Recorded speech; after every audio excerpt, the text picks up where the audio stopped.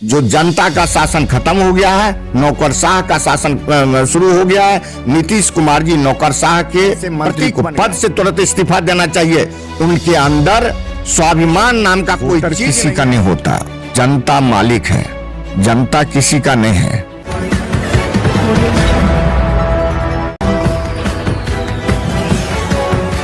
नमस्कार, बिहार मिथिला न्यूज में आपका स्वागत है। मैं हूं मनोज।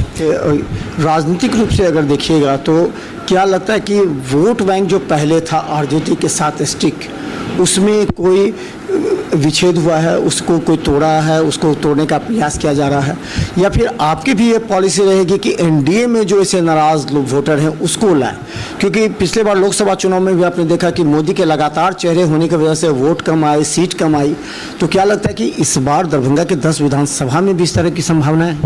देखिए, जो स्थिति है वोट का, हमारा जो वोट बैंक पहले था वो आज भी है, लेकिन आए दिन जिस तरह का सिचुएशन क्रिएट हो रहा है, उस सिचुएशन में एनडीए से लोगों में नाराज़गी बहुत बढ़ी है।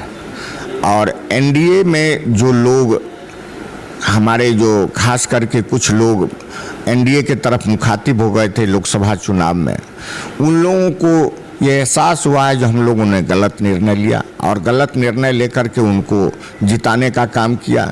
नतीजा ये हुआ जो उन लोगों को पहले भी ठगे गए थे, फिर ठगे जाने का अनुभव उन लोगों को हो रहा है। वो लोग पूर्ण रूप से टर्न अप हुए हैं और राजद के तरफ मुखातिब हुए हैं। तेजस्वी प्रसाद यादव जी के कार्य क्षमता से, तेजस्वी प्रसाद यादव जी के नेतृत्व से वो लोग काफ़ी प्रभावित हुए हैं। उन्होंने जो काम किया है, उन्होंने जो वादा किया है, उस वादा के तरफ लोग मुखातिब हुए हैं। एनडीए के वोटर भी आपसे संपर्क में हैं, जो या समर्थक या नेता, क्योंकि नाराजगी भी तो दिखती है हर बार। जो मनोज बाबू, वोटर किसी का नहीं होता, जनता मालिक है, जनता किसी का नहीं है।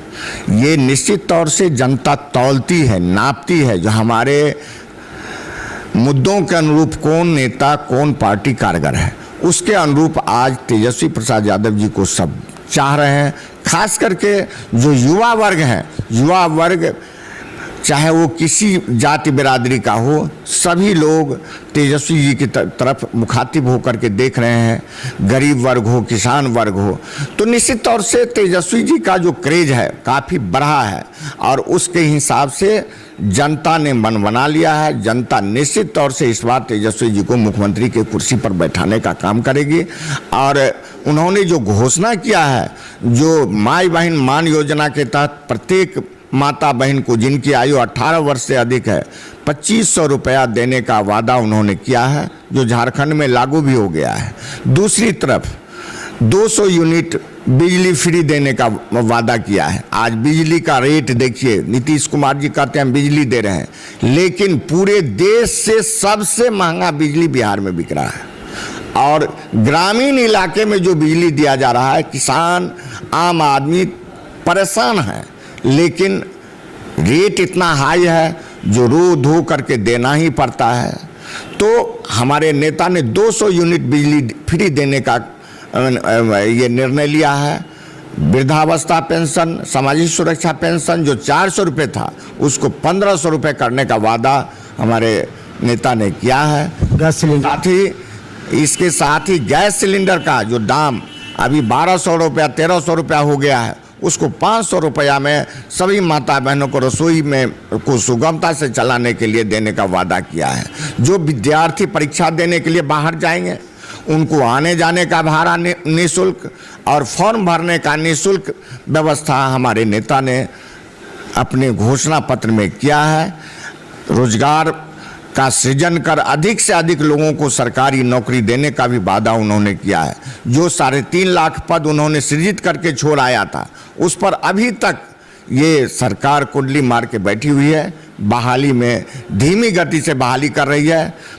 पैसे की कोई किल्लत नहीं है, लेकिन जिस तरह से ये इच्छा शक्ति नहीं व्यक्त कर रहे हैं, नतीजा ये है जो सब कुछ जहां का तहां पड़ा हुआ है। जी, ये ऑपरेशन सिंदूर हुआ था, बीजेपी, मोदी जी भी बिहार आए हैं, लगातार आ भी रहे हैं, तो जनता के बीच ऑपरेशन सिंदूर को लेकर क्या लगता है कि इससे वोट बैंक बीजेपी का बढ़ेगा क्या?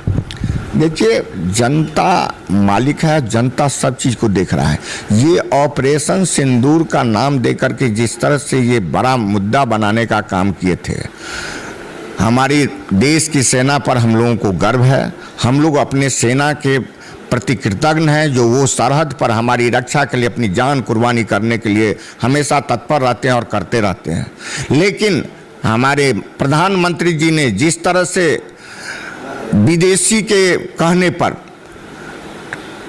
वो कहने में मुझे गुरेज नहीं है, ट्रंप के कहने पर जिस तरह से ये घुटने टेक दिए, आपके पास सारा संसाधन है, सेना हमारे पास लड़ने के लिए तैयार है, आप ऑपरेशन सिंदूर चलाए और आप किसी दूसरे के कहने पर सीज फायर कर दिए। ये क्या तरीका है भाई?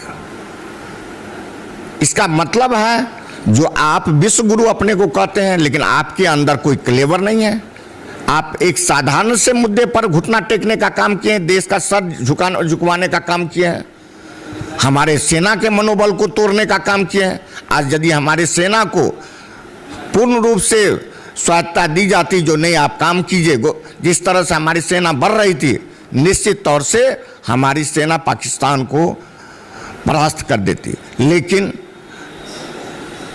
अमेरिका के सामने में आपने घुटना टेक करके ऑपरेशन सिंदूर का मटिया मेट कर दिया है और कहीं से भी ऑपरेशन सिंदूर कारगर नहीं रहा।